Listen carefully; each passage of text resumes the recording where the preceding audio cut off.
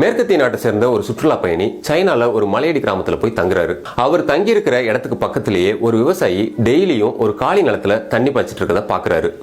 அப்புறம் அவரோட வெக்கேஷன் முடிஞ்சதும் சொந்த நாட்டுக்கு திரும்பி போயிடுறாரு. மறுபடியும் அடுத்த வெக்கேஷன்ல அதே கிராமத்துல தங்குறாரு. அப்பவும் அந்த விவசாயி வெறும் நிலத்துல தண்ணி பாய்ச்சிட்டு இருக்கத பாக்குறாரு. சரி, அறுவடை முடிஞ்சு புது பயிர் போட்டிருக்காரு போல நினைச்சிட்டு இவர் கேட்காமலே விட்டுறாரு. அந்த வெக்கேஷனும் முடிவுக்கு வருது. திரும்பவும் சொந்த ஊருக்கே போயிடுறாரு. அடுத்து 3வது முறையா மறுபடியும் அதே ஊர்ல வந்து தங்குறாரு. அப்பவும் அந்த விவசாயி அதே காலி நிலத்துல நீர் பாய்ச்சிட்டு இருக்காரு.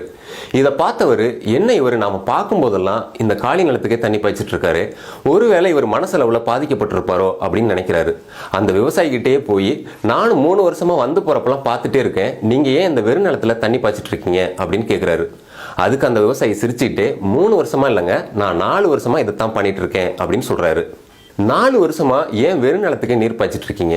ஏதாவது விதைச்சிருந்தா விளைச்சல் ஆகிருக்கும்ல, அதை விட்டு ஏன் தண்ணி அப்படி வேஸ்ட் பண்றீங்க அப்படின்னு கேட்கிறாரு. அதுக்கு அந்த விவசாயி மறுபடியும் சிரிச்சுக்கிட்டு, நீங்க இன்னும் இங்க எவ்வளவு நாள் தங்குவீங்க அப்படின்னு கேட்கிறாரு. நான் இன்னும் 1 மாசம் தங்குவேன் அப்படின்னு அவர் சொல்றாரு.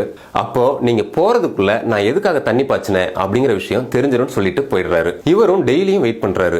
1 வாரம் கழிச்சு அதே இடத்துல ஏதோ பயிர் துளிர் விட்டு இருக்கத பாக்குறாரு. அப்பதான் இந்த விவசாயி ஏதோ விதைச்சிட்டு தான் தண்ணீர் பாய்ச்சிட்டு இருந்திருக்காரு. ஆனா இதுக்கு போய் ஏன் இவர் 4 வருஷமா தண்ணீர் பாய்ச்சணும் அப்படின்னு யோசனையோட அன்னைக்கு விட்டுறாரு. மறுபடியும் அதே இடத்த அடுத்த நாள் வந்து பாக்குறாரு. என்ன ஒரு ஆச்சரியம்னா, அந்த பயிரெல்லாம் 2 அடி உயரத்துக்கு வளர்ந்துருக்கு. அப்பதான் அந்த விவசாயி மூங்கில் விதைச்சிருக்காரு அப்படின்னு இவருக்கு தெரிய வருது.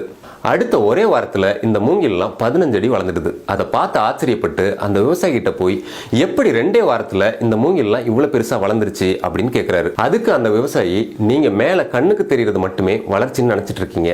இந்த மூங்கில் மரம் 45 நாள்ல 90 அடி வரை வளரக்கூடியது. இந்த 90 அடி மரத்தை தாங்கி நிக்க தேவையான வேரத்தான் நான் 4 வருஷமா தண்ணீர் பாய்ச்சி வளர்த்துட்டு இருந்தேன். நாம கண்ணுக்கு தெரியறது எல்லாம் தான் வளர்ச்சின்னு நினைச்சிட்டு இருக்கோம். பூமிக்கு உள்ள நடந்தாலும் அதுவும் வளர்ச்சி தான். 45 நாள் வளர்ச்சியை தாங்கி நிக்க 4 வருஷம் அடித்தளம் தேவைப்படுதுன்னு சொல்றாரு. இந்த டூரிஸ்ட் இங்க பார்த்தது சைனால வளரக்கூடிய ஒரு விதமான மூங்கிலுங்க. இதை விதைச்சதுல இருந்து 4 வருஷம் வரைக்கும் வேர் மட்டும்தாங்க வளரும். பூமிக்கு மேல எதுவுமே தெரியாது. அந்த 4 வருஷத்துக்கு பிறகுதான் 45 நாள்ல 90 அடி வரைக்கும் இந்த மூங்கில் வளரும். இந்த மூங்கிலோட உறுதிக்கும் உயரத்துக்கும் உலகம் ஃபுல்லாவே டிமாண்ட் இருக்குங்க. நம்மளோட வளர்ச்சி அடுத்தவங்க கண்ணுக்கு தெரியணும்னு அவசியமே இல்லைங்க. நாம நம்மளோட வெற்றிக்கான அடித்தளத்தை சரியா உருவாக்குறது தான் முக்கியம். நம்மளோட இலக்குக்கான திறமையை வளர்த்துக்கிறது, வரக்கூடிய சவால்களை சமாளிச்சு நிக்கிறது, இலக்குல இருந்து பின்வாங்காம இருக்கிறது, உறுதியான நம்பிக்கை வைக்கிறது, பொறுமை காக்கிறது, இதெல்லாம் தாங்க நம்மளோட பின்னால் வரக்கூடிய வளர்ச்சிக்கும் வெற்றிக்குமான வேர்கள்.